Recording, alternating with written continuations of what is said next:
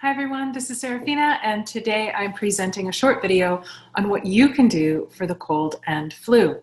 We are in the depths of winter here in North America on Salt Spring Island. In fact, it's a snow day and I've been in my home for 3 days. So I thought I would take this time and answer a lot of your inquiries, a lot of emails and phone calls I've been getting about what to do when the respiratory illness strikes. We're definitely in the season. Before I move into my slides, I do want to say that one of the philosophies and principles I teach my students is how we take care of ourselves in the preceding seasons. So here it's summer and fall. We're in the part of the Northern Hemisphere that has marked seasons. How we take care of ourselves in the summer and then fall really influences on how well we fare through the winter time. So some of the teachings I give my students is not to burn yourself out through summer and not to burn yourself out through the autumn so that you can really fare well through this winter season. Now there's so many tips and recipes and different remedies that you can take if you do have the cold and flu. I'm focusing on a few that can be applied to a general population. It is always best to have your particular protocol customized for your body, your age, your health history, and the way that your cough and cold manifests. And that's where having a prescribing practitioner is really a great idea. But the tips I'm giving you here can be applied to most people. They're safe, they're readily available, easy to find in a health food store or a natural pharmacy, or in fact even a general pharmacy. We're seeing more and more natural remedies in the general pharmacy, which is a great thing. So here we go. I'm going to share my screen with you and we'll move right on in. So firstly, a short overview of this lesson. We're going to look at what makes us susceptible to illness to begin with. We're going to learn two of my favorite homeopathic remedies if cold or flu seem to strike or you have symptoms, the first sign of symptoms of cold or flu. The two remedies that are well studied and safe, Echinacea and Elderberry. We'll focus on nutritionally dense foods. I'll give you some tips there. Garlic and ginger lemonade, which is one of my favorite recipes. I'll talk about medicinal honeys and how you can make them easily in your own kitchen. Some aromatics, aromatic herbs, and then simple home practices such as the cold sock treatment, steam inhalations, and more. So susceptibility. Firstly, it's important to recognize that people don't simply catch a cold or a flu just because they're exposed to it. And how do we know that? We know that because we can take a classroom of 30 students and they can all be exposed to a cold and flu virus. Maybe they've been in a stuffy room for hours and hours and days upon days, but not all of those people in those close quarters are actually going to be sick. It'll be a percentage of the population, but not the total population. Why is that? That's because our immune system has to be weakened enough to make us susceptible. And that's really important to recognize because that then can empower you to take care of your own health and learn some simple practices to prevent illness to begin with. Our immune system is sophisticated and it's designed to protect against infection. It knows how to recognize a virus, it knows how to recognize a bacteria and deactivate it. Now, if our immune system is weakened because we haven't had sufficient sleep or proper nutrition, or there's been some long-standing stress factors, then we can become weakened or a pathogen just might be particularly strong. And we see that in virulent epidemics where a pathogen is particularly strong and then it can invade a body, even a strong body. And as I said earlier, how we live most of the time, what we do consistently, in other words, lays the groundwork for how we fare during the cold and flu season. Now, why natural medicine? Herbs, homeopathy, acupuncture, nutritious whole foods strengthen the body to fend off infection. Strengthening the body actually builds resistance and makes us less susceptible. Excuse me. Antibiotics, over-the-counter medications can be necessary to alleviate stress, that is the infection, in the short term, but they don't actually address the root of the cause. They take care of the symptoms, and over time, they can even weaken the body. Two of my favorite go-tos at the very, very, very first sign of symptoms are the homeopathic remedies oscillococcinum, it's a long, funny word, or the homeopathic remedy aconite. I would take one or the other, but not both. So it just depends on what you have accessibility to based on your natural food stores near you. Oscillococcinum is a branded product. You take it as directed on the package, which is 3 times per day for 2 days maximum. If you can't find that, the remedy aconite is a single remedy, and you take 3 pills of aconite directly in the mouth 3 times a day. And typically, if you do one or the other of these homeopathic remedies, chances are your cold and flu will resolve within that period of time. At the onset of illness, homeopathic remedies can really nip the virus or the bacteria in the bud. Aconite is my personal go-to. The very moment I have a sign of a sore throat, any itchy cough, irritation, or slight fever or temperature, I'll take aconite. And typically just 1 dose, and the symptoms of the cold or sore throat don't continue to manifest. The other remedies that I love and are my go-tos are elderberry and echinacea, and that's either a tincture or syrup. So I'm actually gonna exit my slides for a minute so that I can show some of you I know are new to natural medicine, may not know what a tincture is. So this is a tincture. A tincture is a liquid extract, and how you administer typically is in little drops. So here I am, and you'll see there's the liquid drops. And tinctures are typically made in a base of alcohol, sometimes glycerin for people who are alcohol-free, and they are used for children and adults. So that is a tincture, also sometimes called a liquid extract. A syrup is found usually in these big bottles, and that's a syrup liquid. You take it by the tablespoon, and then capsules are, I'm sure, pretty self-explanatory. A homeopathic remedy, if you can see this, it comes, this is a little bottle from a first aid kit, but there's also the long bluer tubes, and if you see here, they're little white pills that dissolve just in the mouth. So we have homeopathic remedies, we have herbal preparations in the form of a tincture, and then we have a syrup. And just while I'm here, I'll also show you, because I'm going to talk about it in a few minutes, a honey, a medicated honey. And here I have ginger slices just soaked in honey, and I'm going to talk about how to make that yourself in just a few minutes. And then I'm also going to talk about essential oils. And essential oils are really, really concentrated forms of the plant, botanical medicine, in particular the volatile oils of the plant. So they're really aromatic. And most of you, I'm sure, know what an essential oil is. All right, so we're going to go back to our slides. And so at the onset of an illness, elderberry and echinacea tinctures or syrup. So I just showed you what those two are. The adult dose is 2 dropperfuls of a tincture up to 6 times a day, or 2 tablespoons up to 6 times a day of the syrup. Now you might be asking, how do I know if I take elderberry? How do I know if I take echinacea? Often you can find them both. Some people cannot take echinacea because they have an autoimmune disease or they're on medication where echinacea is contraindicated. So always speak to your pharmacist or doctor or health practitioner if you are on any kind of medication, or if you have an autoimmune condition. Elderberry seems to be quite safe. Both of these are safe for adults and children. So the dose for children under 5 years, 5 drops 3 times a day of a tincture. That's elderberry or echinacea tincture. So either of them separately, or if you can find them together, even better. A cough syrup or an elderberry syrup, echinacea syrup, a child under 5 will take 1 teaspoon of syrup 3 times a day. Children over the age of 5, 20 drops 3 times a day of tincture, and 2 teaspoons of syrup 3 times a day. Oscillococcinum, aconite, elderberry, and echinacea are all safe during pregnancy, nursing, and they're also safe for small children. That's the beauty of these natural remedies. Why would we turn to echinacea?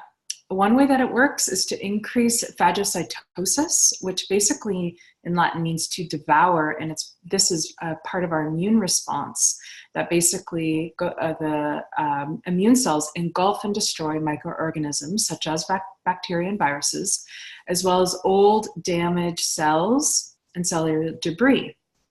This is a major way that the immune system removes various pathogens. So Echinacea increases this process in our immune system.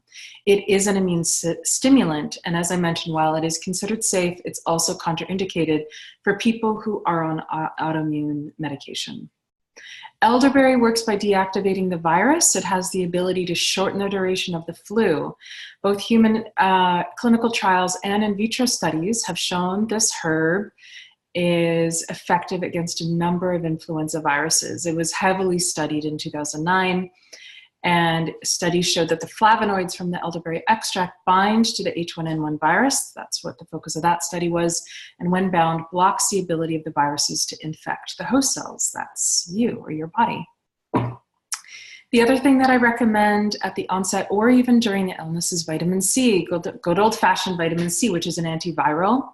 And research has shown that high doses can prevent viral infection and greatly speed the recovery from an acute infection. So the daily dose for adults, generally speaking, is 2,000 milligrams. Children under the age of 5, 250 milligrams, and children over the age of 5, 500 milligrams a day. And once again, vitamin C is safe. It's been studied for decades and is in itself an antiviral. The other thing that vitamin C does is it helps to boost our overall energy. And a lot of people notice that when they take vitamin C, they feel more energized. And that's because it's a antioxidant, and it also is really good for the adrenal glands. Other common sense tips, just good reminders for you, is keep your body warm. Even if you feel heat and you feel feverish and warm, or children, you might see small children ripping off their clothes. Naturally, I don't mean suffocate them with heat, but certainly keep yourself or your child comfortable and have them wear natural fibers, so wool or cotton, bamboo, other natural materials, so that it's breathable, so that you can breathe and you can let out some of that natural heat and fever and sweat, but do keep your body or your child's body warm. And even just walking around the house with a scarf around your neck or wearing a wool hat, a thin wool hat, can really help just keep your body heat in and help to regulate the temperature. Hydration is so important. When we sweat, when we fever, we lose quite a significant amount of water, and our bodies are not mainly water. The other way that we lose moisture is through breathing, respiration, blowing our noses. So keeping your body or your child's body well hydrated is very important. Another good way to keep the body hydrated, of course, is having that person or yourself sip on soups, broth, and herbal teas that are non-caffeinated. Sleep cannot be underestimated, and if you can't sleep because you're too uncomfortable, then just rest with low stimulation, not a lot of noise or TV or loud music, but just a quiet room, maybe lowly lit, especially in the evening time. Your body's working really hard to fight that infection, and so the reason we have malaise and fatigue and sometimes headaches and we just feel like we don't have enough energy when we're sick is because literally that is the body's wisdom asking you to slow down so that it can go into repair mode. Sunlight is really important. So resting by a sunny window, even if it's overcast. I just said, keep yourself in a low lit room. That's because artificial light is stimulating. But if you are sick during the day, then by all means sit by a sunny window and just allow yourself to have that light hit your skin. We lose our appetite naturally because it is the body's way of conserving energy and sending all that vital energy to other areas of the body that are working hard, such as your immune system. So that's natural. However, you do want to have some nourishment, and the foods to choose from are easily digestible foods such as soups, bone broth, or if you're vegan or vegetarian, simply nourishing herbs to make a broth, such as astragalus, elderberries, reishi, garlic and onions, ginger, turmeric, adding some miso to the broth. For those of you who do eat animal products, of course, you can have that bone broth and then add those herbs in that water to make that broth. Avoid sugar, dairy, and refined foods. Sugar and refined foods spike the blood sugar, which acts as a stressor for the body, and they're stimulating. And then dairy can increase mucus. So it's a good idea to avoid and cut out the cheese and the milk and the yogurt while you're sick, because that will just thicken and produce more mucus. Eat foods that are well cooked. This isn't the time to have a lot of raw, and eat a lot of root vegetables, dark green vegetables, and digestible proteins. So that is like if you eat animal product, meat that has been well stewed or well cooked. If you're vegan or vegetarian, that would be lentils or beans that have been properly soaked and cooked over a long period of time, making them really digestible. Garlic ginger lemonade is one of my favorite simple, low-cost natural remedies for cough and cold and fever and flu. They're both antiviral. Garlic and ginger are both antivirals and antibacterials that are suitable for respiratory illness and also for intestinal or stomach viruses and for strep throat. They've been well researched and heavily studied. And the way that you make this ginger garlic lemonade is to steep 4 to 6 cloves of chopped garlic, fresh garlic, with 2 tablespoons of grated ginger, that's also fresh, and 1 liter of boiling water. You cover and steep for 30 minutes, and then add the juice of 1 whole lemon, and then add honey or maple syrup or a combo of both to taste. The other thing that you can do is add a bit of molasses if you like the taste of molasses for extra mineral content. And then you drink this through the day. It is so delicious and nutritious. It'll make you warm and make you sweat. Anytime we induce a temperature by a sauna or drinking really hot diaphoretic herbs such as garlic and ginger, it's helping to deactivate that virus. That's the purpose of a fever, is it's your body's way of deactivating a virus. So fevers are important so long as they're not so high that they're life-threatening. Medicinal honey, so that's that little pot I just showed you with ginger slices in it. How you make a medicinal honey is you warm 1 cup of honey in a double boiler. So that can just be a pot instead of a larger pot with some water in it. Add half a cup of fresh or dried herbs, such as sage or fresh ginger slices, which is what I showed you. And you simply cover those herbs with the honey. And you let it warm on medium heat for about 4 hours. And then you remove, and while the honey is still hot, you strain it off, which is what I have not yet done with my little pot. You strain it off, and then you have this beautiful, fragrant, really delicious honey that's taken on the flavor of those herbs.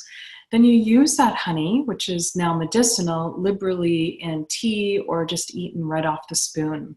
And a dose to soothe the throat, that's really what this kind of medicinal honey does beautifully, is it really soothes the throat, plus gives you all the medicinal properties of the plant. So 1 to 4 teaspoons a day would be the dose there. Aromatics. So aromatics are a class of herbs that are fragrant, just as the name indicates. They have a strong aroma. You can use aromatic herbs topically or internally, so you take them orally. Some examples so that you know what I'm referring to, an aromatic preparation that you might know is Vicks Vapor Rub or Buckley's cough syrup, which has a lot of menthol. So menthol is an aromatic that comes from the mint family. Oregano oil is another one that a lot of people might know.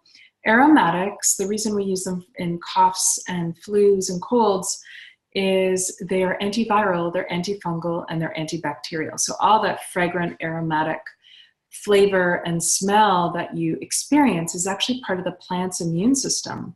The plants produce these volatile oils as a means to make themselves unsavory to possible predators, such as animals that might come along and eat those plants. During a cold or flu, take an antiviral tincture, syrup, or capsules, and then use the topicals externally. So what that might look like is internally, use a preparation that contains oregano or thyme or rosemary or lomatium or osha in a form of a tincture or syrup or capsule. If you have no idea what I'm talking about or where you might find those, just go on down to a local health food store and show them these ingredients. You're going to get a recording of this video, so you can just jot down these herbs, and any tincture that's antiviral, any oral preparation that's antiviral will usually have some of these ingredients. They're usually found along with other herbal ingredients such as reishi, echinacea, or elderberry. And then externally, you can use lavender, rosemary, thyme, clove, lemon, eucalyptus, tea tree, or cinnamon. Again, you don't have to use all of these. I'm just giving you some examples. And those external preparations would be found in the form of an essential oil. So that's that little bottle of fragrant oil for steam inhalation, or topical ointments such as a chest rub or foot rub. So you're rubbing the oils at the bottom of the feet. Another preparation that you might know about is called thieves oil, and that's come back in vogue, and a lot of people are using thieves oil, which is an old preparation of aromatic oils that are antimicrobial.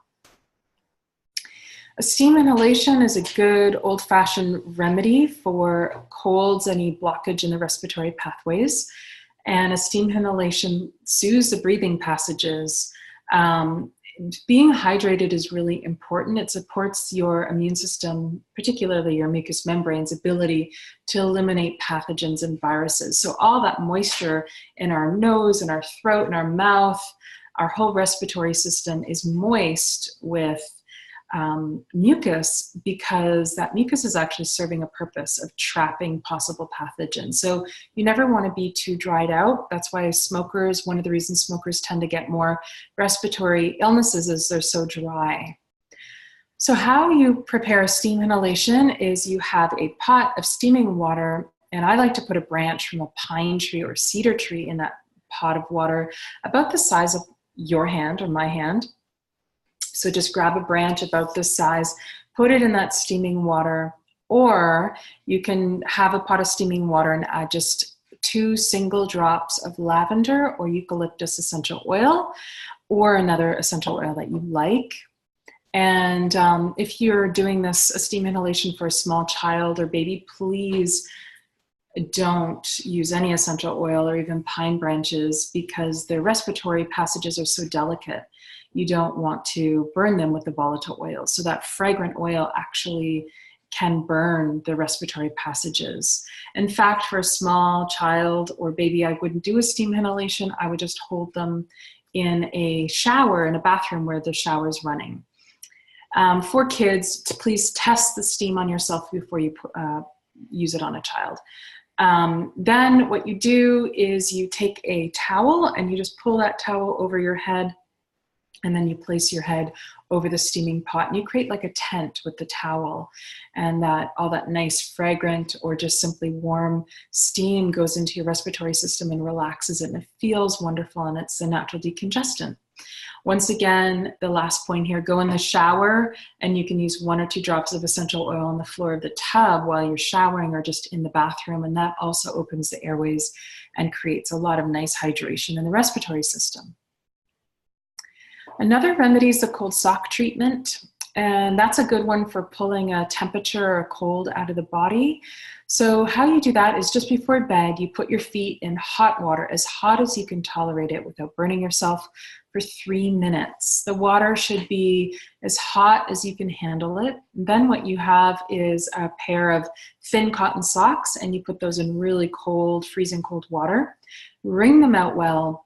Slip them on immediately after your feet come out of the hot bath. Dry them first. It's good to pull your feet out, dry them quickly, slip on those cold socks. And if the thought of that freaks you out or scares you, don't worry, because your feet are going to be so warm, they're not going to register how cold those cold socks really are. Then after you've put on the cold cotton socks, you put on a pair of dry, heavy wool socks and climb right into bed. Very quickly, the socks that were cold are no longer cold because of your body heat. It's kind of interesting actually how quickly they dry. And then you put yourself in a warm bed, cover yourself, and in the morning they will be dry and your temperature will be lowered. And this is hydrotherapy. This is a hydrotherapy trick, using the alteration between cold and hot.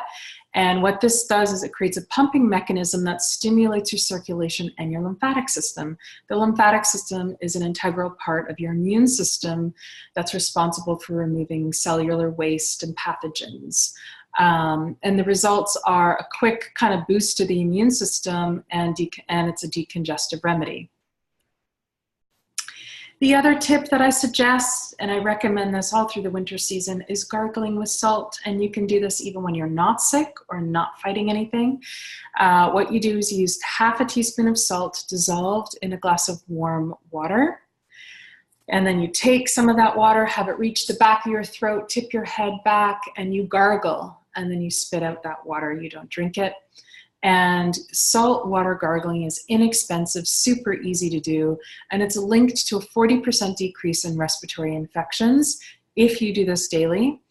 And it also soothes the throat. For a lot of people, they do this and they notice it reduces the inflammation of their throat and tonsils.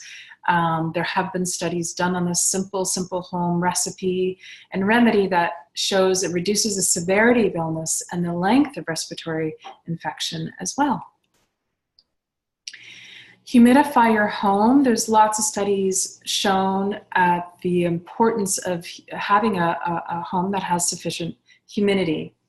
In 2013, a study showed that by increasing humidity levels to 43% or above, significantly reduced the ability of airborne viruses to cause flu infections. Viruses and bacteria can't travel as well in the moist air, but they thrive in dry, stuffy rooms without a lot of ventilation and air circulation. So some of the things that you can do for your respiratory health, and this isn't just if you're sick, but also just kind of through the season, is do what you can to prevent a dry, stuffy environment. So put a pot of water on the wood stove if you have one in your home. Use a humidifier, but be sure to clean it regularly so no mold builds up. Open the windows in your home, even just a little bit, so that you always have some fresh air and proper ventilation cycling through your home. Winter tends to be a dry season. And if you live somewhere that has marked seasons, then you'll know that we generally just spend more time indoors, and the more time we spend indoors means more heat. And the more heat and the more time we are indoors, then the less exposure we have to sunlight and moisture and fresh air, all of which naturally keeps viruses down. So humidify your home, that's really important. The last thing I want to touch on is simply to embrace the wisdom of the season. The winter is a time of turning inward. This is a time to do more contemplation, to conserve your energy, to get more sleep than you normally would, even by a half hour or 1 hour if you can get a little bit more sleep at this time of year, because we tend to stay up later and have less sleep in the spring and especially in the summer. When you're sick, a lot of people can get really depressed and down and feel like their body has failed them. But here's the thing, if you have symptoms of a cold or a flu, you have a fever, you have a cough, you have mucus, those are all signs that actually your body's working well as it's designed to deactivate that virus or that bacteria. So in fact, symptoms are the body's wisdom. It means your body's working. So do what you can to reframe this acute illness. If you are experiencing that right now, reframe it so that you're actually building and deepening in trust in your body. This also can be taken as a time of a rest, a real true rest. Maybe read that favorite book or watch that uplifting show, get sufficient sleep, talk more, have more contact with friends and family, and take care of yourself. So this doesn't have to be a time where you're dragged down or discouraged. The other thing is that malaise, fatigue, all of that, as I mentioned earlier, those are all signs that the body is working and asking you to conserve energy. Symptoms are actually the way that the body communicates to us. It's the way that the body's saying, hey, take a break, slow down, and let's take some time to really nourish ourselves. So that's my quick lesson. I just wanted to send out to all of you. I hope you have enjoyed it. Feel free to share it with your friends. And I hope that you have a a good, healthy season, and I wish you well. Thank you.